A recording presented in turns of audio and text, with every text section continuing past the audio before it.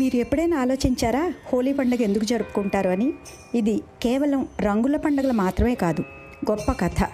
పూర్వకాలంలో హిరణ్యకశిపుడు అనే రాక్షసరాజు ఉండేవాడు. అతడు తనని మాత్రమే పూజించాలని అందరికీ చెప్పేవాడు. కానీ అతని కుమారుడు ప్రహ్లాదుడు విష్ణువుని భక్తిగా పూజించేవాడు.